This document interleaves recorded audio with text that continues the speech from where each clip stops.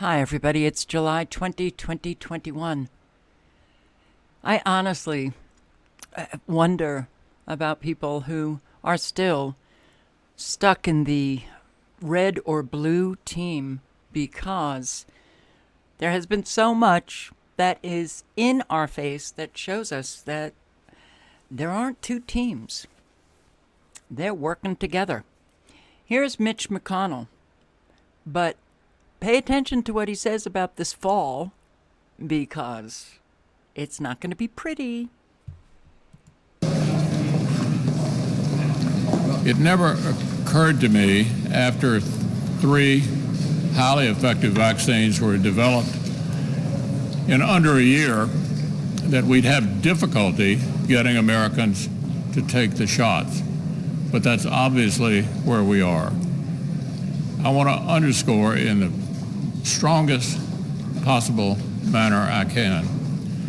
And I say this with some authority, as you all know, as a result of being a polio victim myself and being very aware that it took 7 decades to come up with 2 effective polio vaccines. This was done in under 1 year.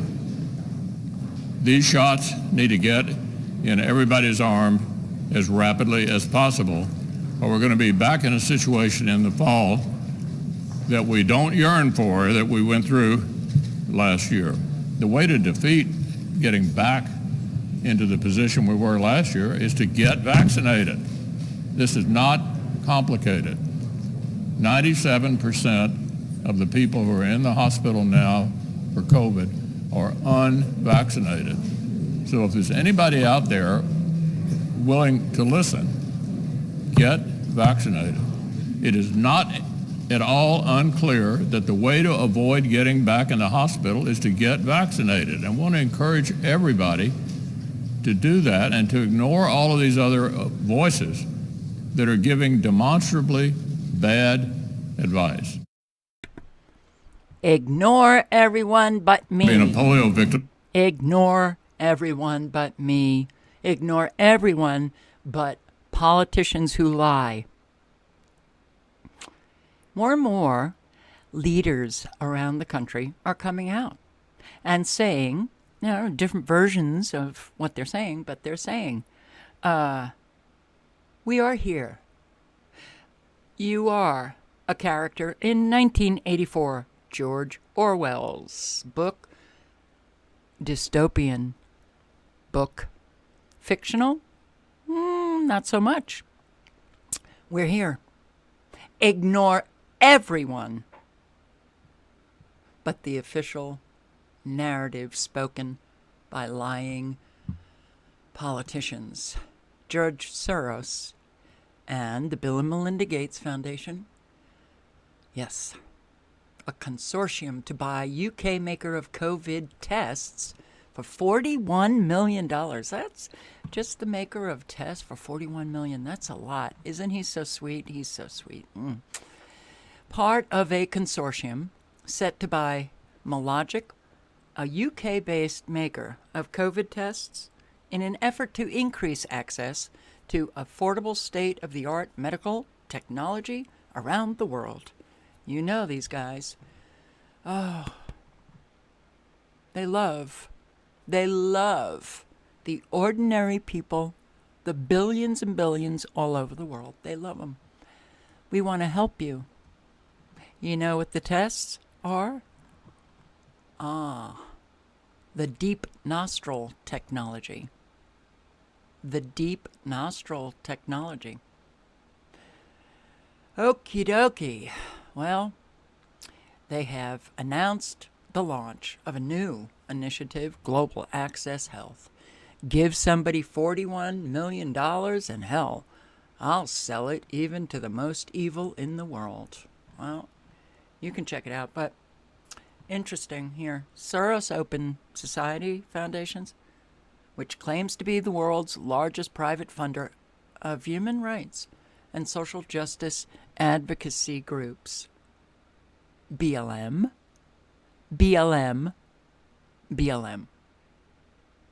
And you know how much Soros loves to protect human rights for the ordinary individual who has nothing. He loves them. He's so caring. You know, we're seeing more and more of this. And it will eventually come to pass. Sebelius, who was Obama's Secretary of Health and Human Services, said this: unvaccinated Americans should not be allowed to work or have access to children. Your children. Yeah, people don't make statements like this just because it kind of dawned on them during an interview. They make statements like this to let you know what's planned. And it's planned. So, gotta love the celebrity. Gotta love the celebrity. Yes, they come out and they say the most outrageous things, but everybody loves celebrities. Oh, can I have your autograph? Sean Penn, pandemic felt like Trump gunning down people from a turret from the White House. Now, you guys know, I'm not a Trump lover. I'm not a Republican, nor am I a Democrat. Please work on your dichotomous thinking. There's another way.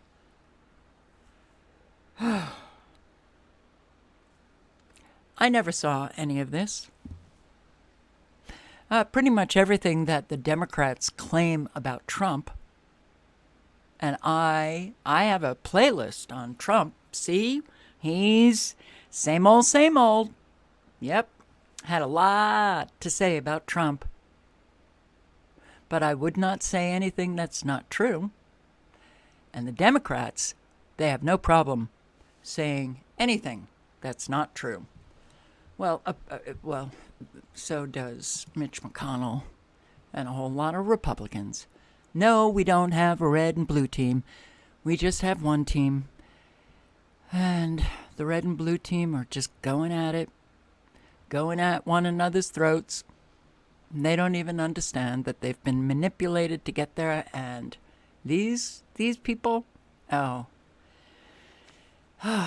just about themselves. It's the American way. How can I make more money? Okay, I'll do what you say, Bill Gates. Okay, I'll do what you say, Big Pharma. This is scary. These people are just utter lying, just sacks of shit. And Sean, it's interesting you have that expression on your face, because that's my expression when I see you. Okay. Now, we have in your face one party coming out saying, announcing to the American people, we're going after the other party and we're going to suppress the speech that we don't like. So listen to this. If the vaccine had been there in time for them. And when history asks how so many Americans died when they could have been saved by a simple shot or two, you'll see these TV clips again that we've just shown in documentaries about the cautionary tale that has been America's response to the coronavirus pandemic, about how a large part of our country, misled by information often echoed by elected officials and right-wing media, was thrown a life raft and instead said, no, I'll take my chances. Joining us now for more is Bill Carter. He is a CNN. Oh, you should listen to this guy with his misinformation, disinformation, lies. You know, oh, CNN. Troubling, aren't you? What Americans need to do, if they're still watching CNN, well, that would be the blue team. Check out what she's saying. Trust but verify. Well, if you have to verify, then you don't trust. But Do your own, start that critical thinking in your head again, because it's really important, because we are soon going to be feeling the tyranny that has been taking over our country. It's going to get really dark here very quickly.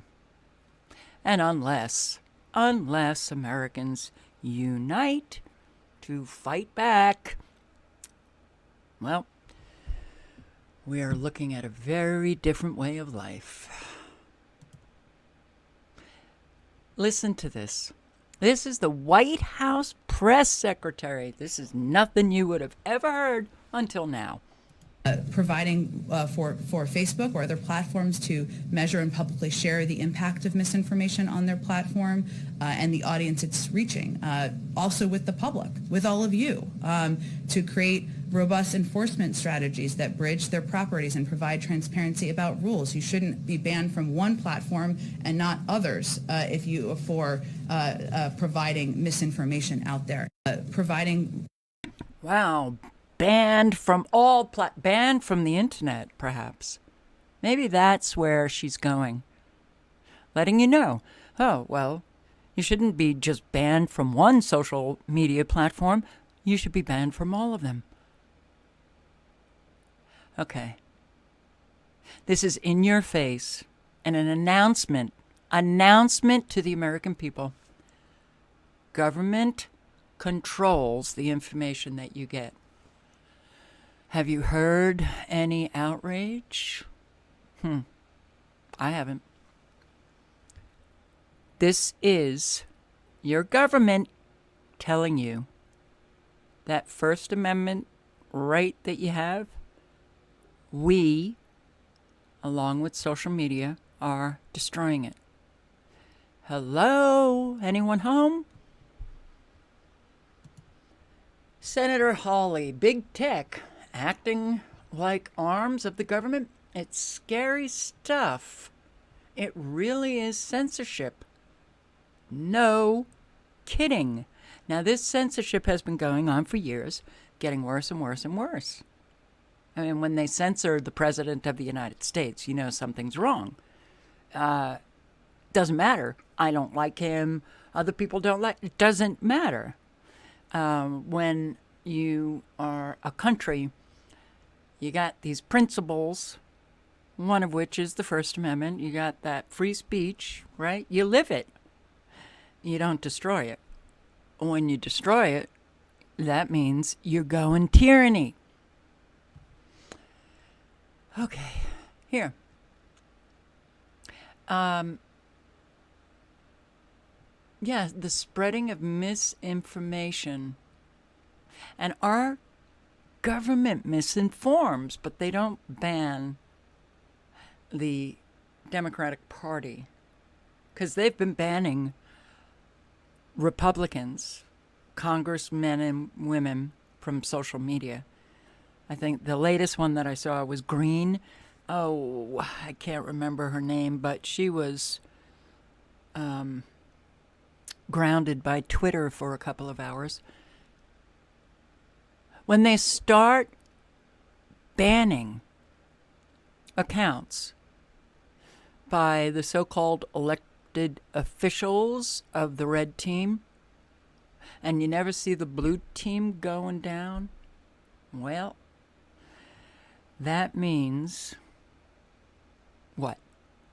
It means you can't have tyranny without censorship. So, well, hear it again. So a couple of the steps that we have, that could be constructive for the public health of the country are providing for Facebook or other platforms to measure and publicly share the impact of misinformation on their platform and the audience it's reaching. Also with the public, with all of you, to create robust enforcement strategies that bridge their properties and provide transparency about rules. You shouldn't be banned from one platform and not others if you for providing misinformation out there. Taking faster action against harmful posts. So a couple of the... Oh, I wish Americans could unite and do something, but, it's just watching that door close It's creaking. You can hear it. Well, we're reviewing that, and certainly they should be held accountable. And I think you've heard the president speak very aggressively about this. He understands this is an important piece of the ecosystem. But it's also the other thing the president has pointed out and spoke to when he was asked about this yesterday is it is also the responsibility of the people creating the content. And again, I would go back to, there are conservative news outlets who are creating irresponsible content that's sharing misinformation about. It's the conservatives. It's the conservatives. Get rid of the conservatives. Get rid of the Trump supporters. Get rid of the red team. Get rid of the conservative news sites. Hello, America. Can you not see what is happening here?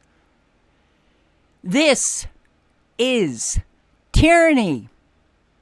We're losing our freedom, whatever little bit we have left. When you have from the White House a reporter talking about, and the president and other leaders of the party, well, we're now looking into those conservative news sites. I am so stunned at how, I don't know, pathetic we have become here. I'll read what Glenn Greenwald said. My former liberal Democrats, maybe you're listening. No, you're not. Seriously, who the fuck is the White House to be dictating who should and should not be banned from social media platforms, to keep lists of who they think are the spreaders of misinformation and then pressure companies they regulate to obey? This is pernicious shit. Okay. Oh, boy. Misinformation falls into that protective zone of the First Amendment, by the way. Do you know that? Other experts, on infectious disease also get to speak. Oh, but they don't. Not in a totalitarian regime, which is what we are. Please, come home, Americans, come home. So, Hannah Jones. Okay, if you don't know who Nicole, Hannah Jones is, the academic, she's a journalist, and she's the one behind the 1619 Project that was published in the New York Times. Oh my God. Well, there was an academic saga with Nicole Hannah Jones. The University of North Carolina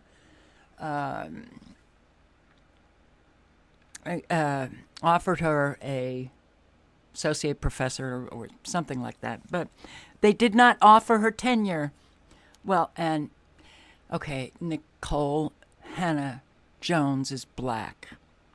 So, of course, that's the reason, right? No, it was actually because the 1619 Project was filled with historical errors. That's why they weren't going to offer her tenure. Why they offered her a professorship, I don't know, but 1619 Project still ongoing, yet it has all of these historical errors, but who cares today? We just get to do whatever the hell we want to do, right? Well, then because of all of the drama, and of course it was Nicole Hannah Jones, and it was racism, and it was, well, then the University of North Carolina rescinded their non-offer and then offered her tenure, and she said, I am now going to Howard University. Okay. Reporters, she's a journalist, right? She has come out and said, all journalism is activism. When you see this happening, It should scare the shit out of you. Reporters are now claiming greater and greater license to frame news to illustrate the truth as they see it. Now, unfortunately, this has been the American way with just ordinary Americans. I get to define what the truth is. The truth is objective.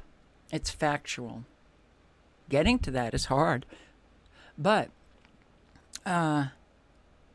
when you have writers and editors and commentators and academics who are coming out and calling for censorship, speech controls, even journalists are leading the attack on free speech, free press, that should scare the shit out of people, because these are the people who will do anything for a buck, and many are communists, like Nicole Hannah Jones. You know, so much is going on, and well, just sit back and just watch the show, right? The close of our life. Yeah, the baby boomers, we're going to be out of here soon. I'm going to be gone really soon. But what about the other generations, you know, that came after us? This is what you're okay with leaving to your children, to your grandchildren? Even if you don't have children, you're okay with just leaving them this world. Wow. Well, I don't know. All journalism is activism, and that is true today. They are activists. They're not journalists. Journalists deal with objective fact and truth, not subjective, not the way you see it, but that's all we hear now from mainstream media. And that's been getting worse throughout the years. You know, Michigan Attorney General, police to probe people who made election fraud claims. Well, who made those claims? The red team. The blue team is coming after the red team. You can make any claim you want in a free society. You can't in a tyranny. You can't in a society that is not free.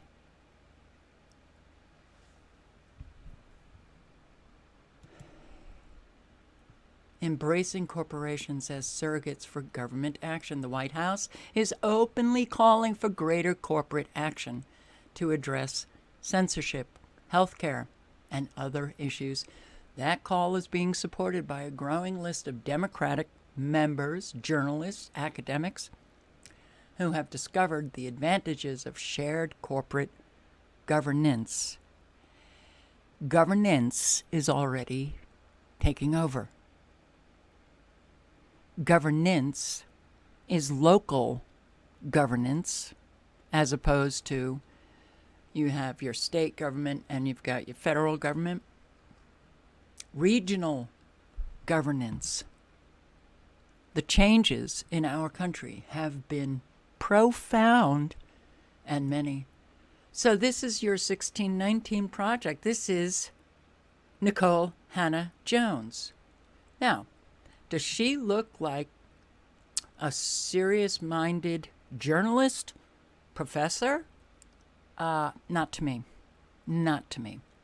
She actually presents as a joke, a clown. 1619 Project founder believes Cuba has the least inequality and has brought about the end of a codified racism. Cuba, go, Hannah Jones. Go live in Cuba if you love it so much. Go live in Cuba.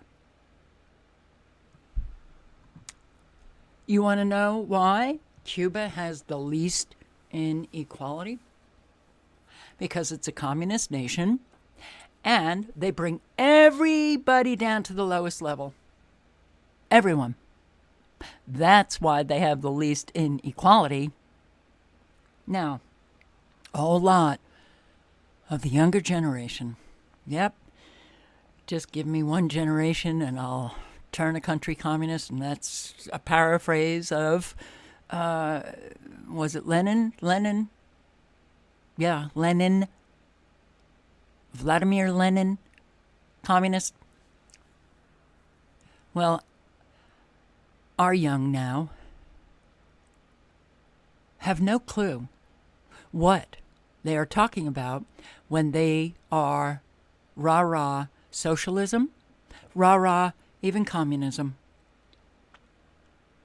Thank you, Nicole Hannah Jones, for your activism as a journalist.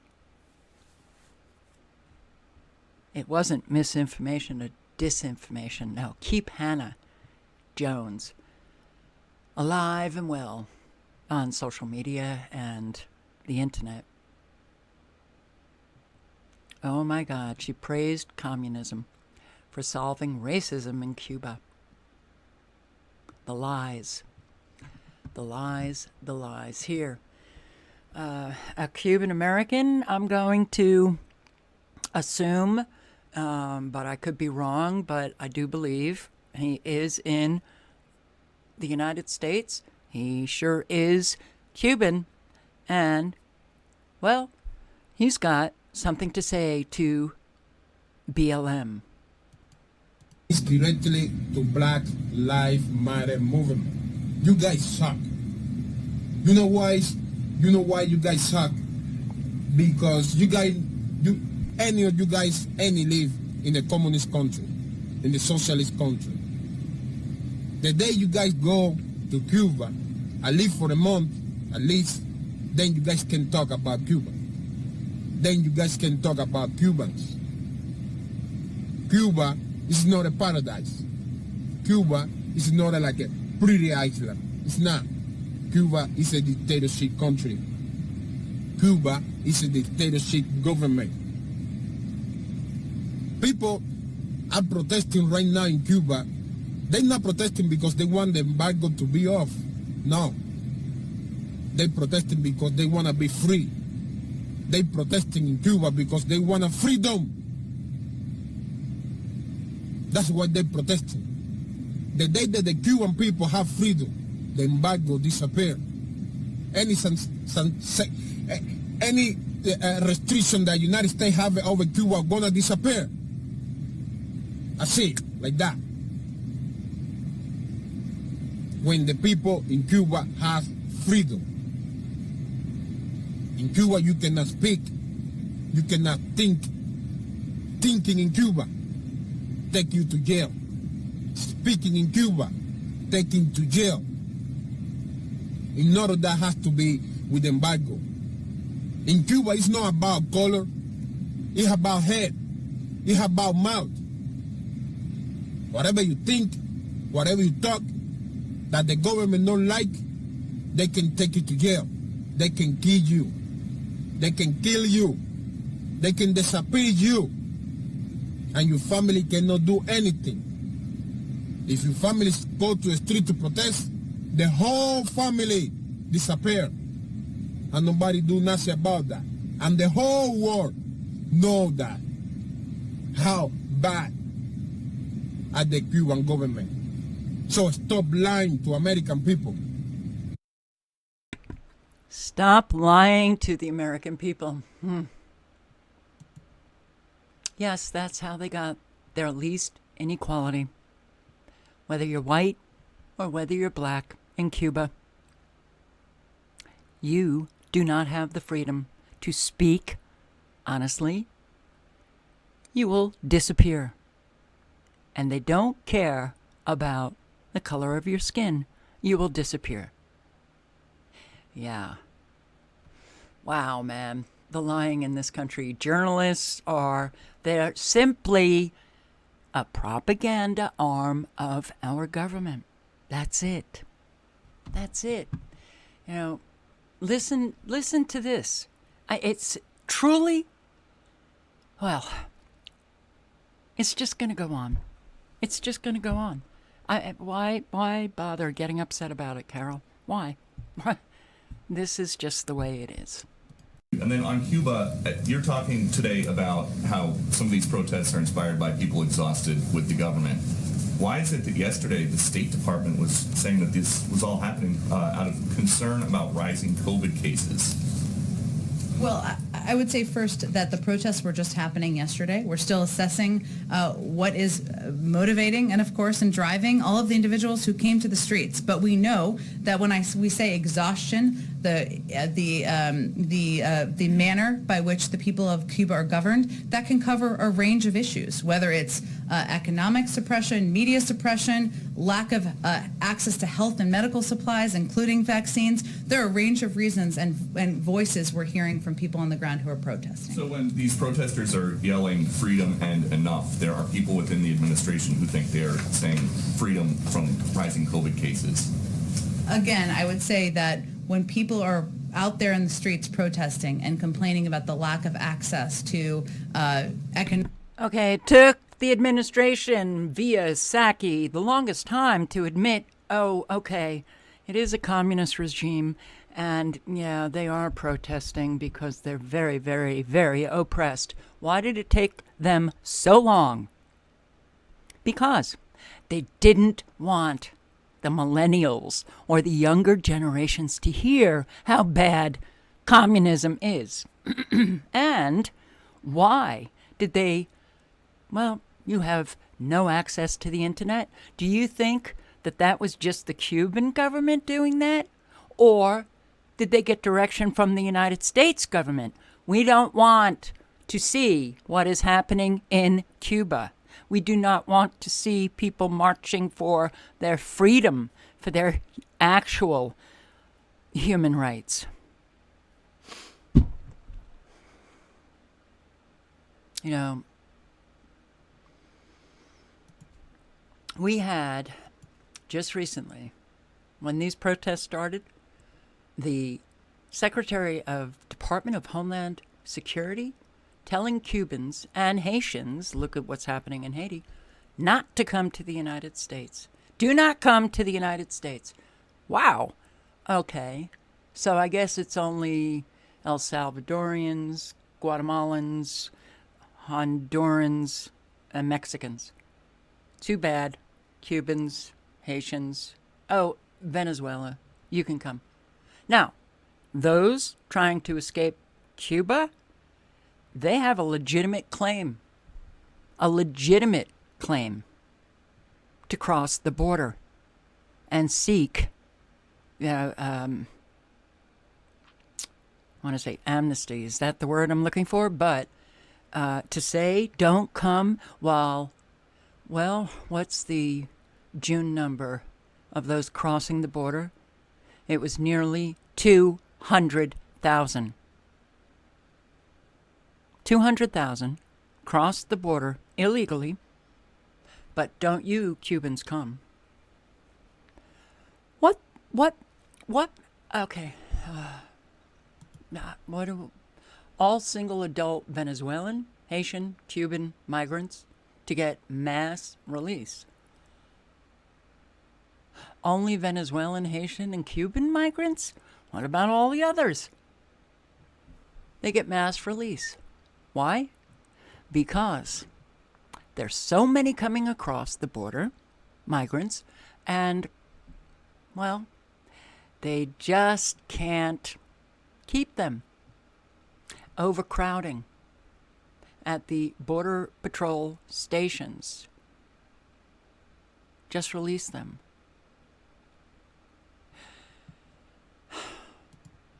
Joe Biden's open border to drive 1.7 million illegal aliens to the United States in 2021.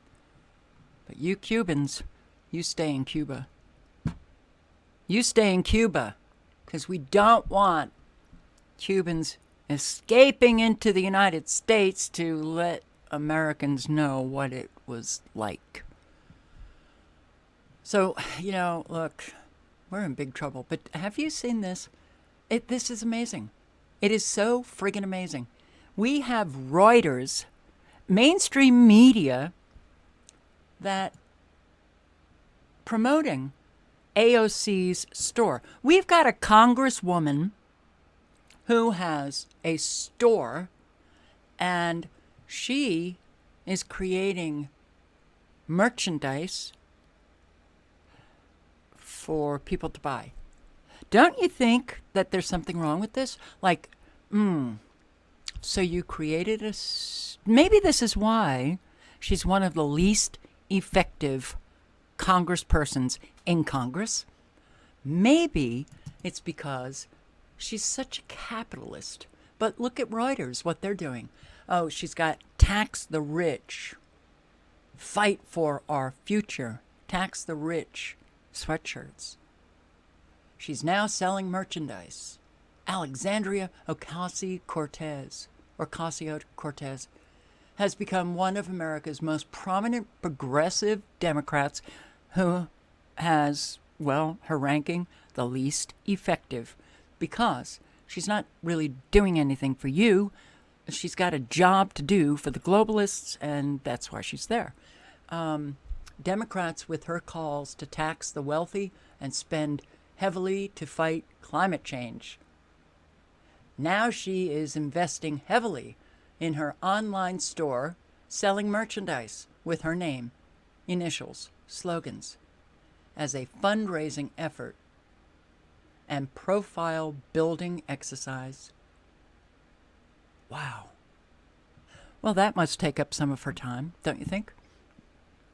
Don't you think? Isn't she supposed to be working for her constituents?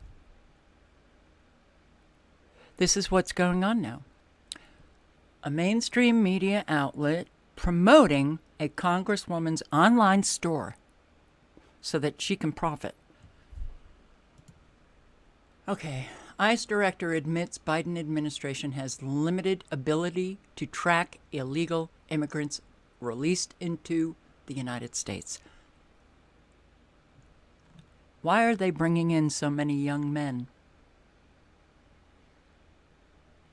Because we're being destroyed. And when that civil war erupts, do you think these men are going to be on the side of the red team? And by the way, the Housing and Urban Development Agency is not prioritizing U.S. citizens over illegal immigrants for public housing. Wow. Think about when that moratorium lifts and all of those Americans getting evicted.